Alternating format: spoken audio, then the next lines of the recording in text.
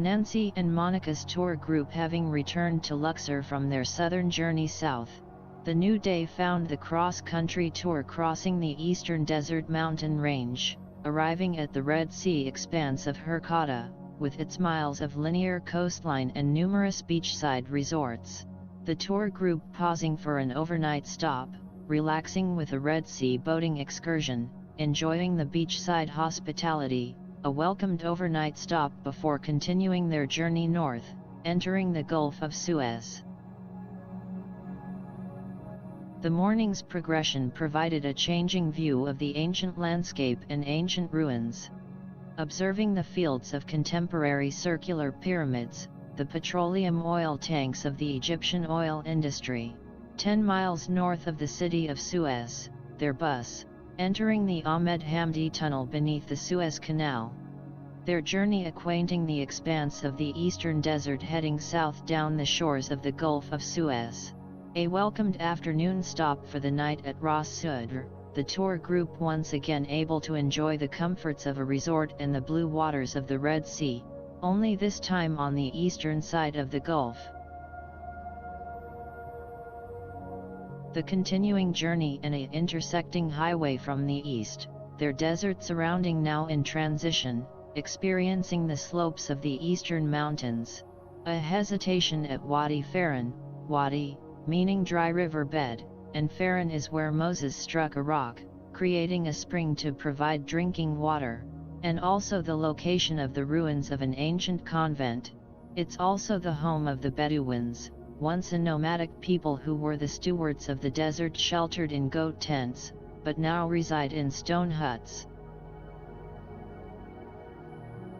The tour bus reaching the biblical surroundings of St. Catherine's, arriving at the Daniela village, their overnight accommodations at the foot of Mount Sinai, a darkened morning awakening, their pre-dawn excursion beginning. Viewing the concession huts along the way to purchase hot drinks or rent a blanket for warmth because of the cool morning's temperature. Nancy's and Monica's Bedouin guided group not alone, with many others on their trek up Mount Sinai, where Moses received the 10 Commandments.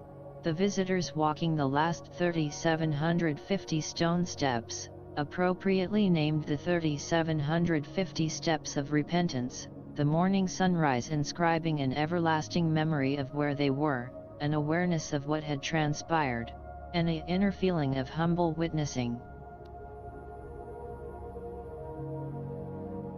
The silence of the twilight and awe-inspiring sunrise slowly fading, the tour group assembling for a photos, and with the dawning of the day, a better view of their surroundings and the Chapel of the Holy Trinity, a Greek Orthodox church built in 1934, and the ruins of a 4th century church built by the righteous Julian of the Euphrates.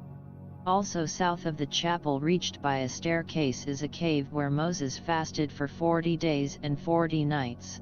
A second cave is actually a cleft in the rock where Moses was hidden from the glory of God. And it shall come to pass, while my glory passeth by, that I will put thee in a cliff of the rock, and will cover thee with my hand while I pass by.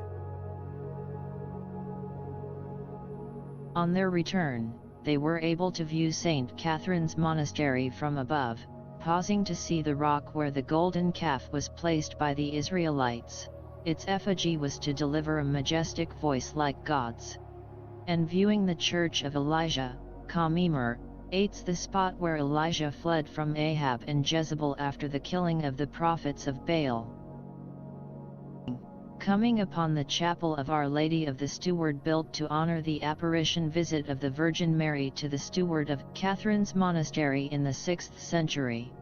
Arriving at St. Catherine's compound, the monastery was built by order of Emperor Justinian I, who reigned from 527 to 565, and within the enclose was a small chapel erected by Queen Helena, mother of Emperor Constantine, the site where Moses experienced the burning bush.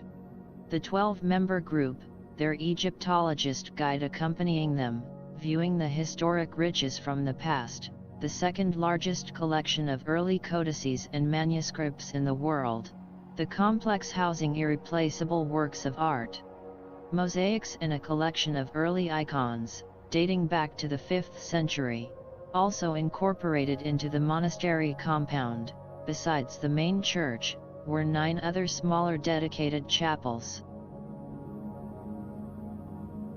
The 12-member tour group leaving St. Catherine's, a 2-car caravan on an exploration of the biblical referenced valleys, and the homage of the Jebeliya Bedouin, the people of the mountains. Some 200 families brought from the Pontos of Anato, Leah, the upper Euphrates, and from Alexandria, to guard, defend, and assist the monastery monks. The local Bedouins are considered to be the descendants of those families that were converted to Islam in the 7th century, and today form the Sinai Bedouin families that make up the Jebeliya tribe. Their northwest journey finding the group once again acquainting the desert of the Sinai and the beach-lined coast of the Red Sea as they trekked north, their destination a return to Cairo, and the Pharaoh Hotel. A Cairo morning dawning, Nancy and Monica venturing a brief trip to Giza and the edge of the Great Western Desert to view the world-iconic pyramids. Egypt's pharaohs believed they would become gods in the afterlife, and to prepare for the next world, they erected temples to the gods of Egypt and within the massive pyramids, tombs for themselves, filling them with all the necessities a ruler would require, to guide and sustain himself in the next world. The Great Pyramid of Giza, the oldest and largest of the 3 pyramids, was a project of Pharaoh Khufu, beginning in 2550 BC, towering 481 feet above the plateau. Khufu's son, Pharaoh Khafra, starting the 2nd pyramid in 2520.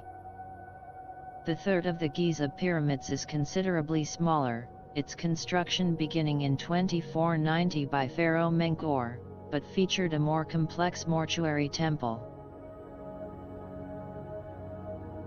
The Great Sphinx, the showpiece of Giza, a colossal monument with the body of a lion, bearing a pharaoh's head with a royal headdress, said to be that of King Khafra, who reigned between 2575 and 2465 BC. The Great Sphinx carved from a single piece of limestone, measuring 240 feet in length and 66 feet in height, and for thousands of years was buried up to its shoulders in sand. In 1817, an Italian adventurer, Captain Giovanni Battista Caviglia, with 160 men attempted to excavate it, but the sand poured into their excavation pits as fast as they could remove it. The Egyptian archaeologist Salim Hassan finally freeing the statue from the sand in the late 1930s. Returning to the Pharaoh Hotel, a cross-country tour representative arriving to transport the adventurers to the bus station, a 4-hour journey to Alexandria. Nancy and Monica having reservations at the Alexandria Hotel. Rising in the morning, the programmed historic tour of the city founded in 331 BC, by Alexander the Great. First on their itinerary was the Roman amphitheater, dated from the 2nd century AD, the theater once having a large auditorium seating 800, and at one time having been adorned with columns several stories high. Continuing on to the Serapeum, an ancient Greek temple constructed for Ptolemy III Euergetes, the two viewing the magnificence of Pompey's Pillar, a 88-foot Roman triumphal column, one of the largest monolithic columns ever erected. Entering the artifact garden, viewing a statue of a headless Ramses II sitting on his throne, holding a Haka scepter in one hand, Monica standing behind the headless pharaoh's statue, providing him with a smiling face for the photo, and the two having their picture taken, with one of the 2 red granite sphinxes adorning the base of the Serapeum.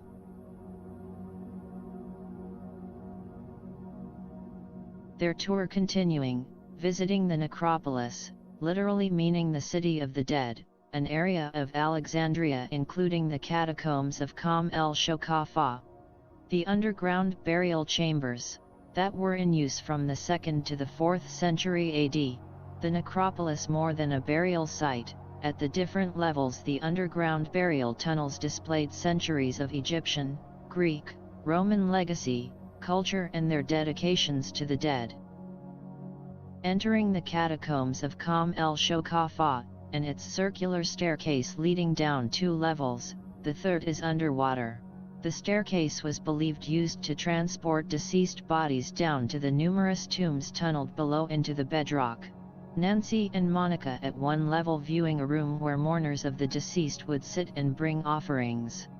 Another room full of mosaic inscription, sculptures, and a sarcophagus with bas-relief, showing Egyptian gods and priests offering sacrifices. It was said that Qam el-Shokafah is one of the best preserved ruins of Egypt because of its hidden timeline centuries of mixed ancient cultures. The two spending the afternoon addressing the majestic Mediterranean Sea, viewing the citadel of Qaitbay, better known as the Qaitbay Fortress, established in 1477, and erected on the eastern point of the Pharos Island, the exact site of the famous lighthouse of Alexandria, built during the reign of Ptolemy Philadelphus in 200 BC. One of the 7 wonders of the ancient world. The Pharos Island and the citadel connected to Alexandria by an ancient stone causeway. The fortress was considered one of the most important defensive strongholds, not only in Egypt, but also along the Mediterranean Sea coast in the 15th century. It was considered a very significant port for Mediterranean trade at that time. Their day-long tour completed, Nancy and Monica spending a quiet evening at the hotel in preparation for their return to Cairo by bus. The 4-hour bus ride to Cairo seemed prosaic, the two returning to the Indiana Hotel, the only event remaining on their itinerary, a 9 a.m. morning flight departure for London. Seated in a British Airlines 320, their 5-hour 20-minute flight having begun, a final view from the air of the implausible pyramids and a farewell to the Museum of Mankind's Surreal History, Egypt. A rushed arrival at Heathrow, the two having only 30 minutes between conveyances. Aboard their British Airlines 11-hour non-stop excursion to San Francisco, the wayfarers in one respect, happy to be returning home, but it was still an anticlimactic journey. Their 3-week excursion, inheriting the majesty of the Austrian Alps, adorning the sound of music historic town of Salzburg, and the haunting past centuries of mankind's presence, indelibly preserved and displayed in Egypt. Nancy and Monica's dream vacation, their once-in-a-lifetime journey, would forever abide as an everlasting treasure.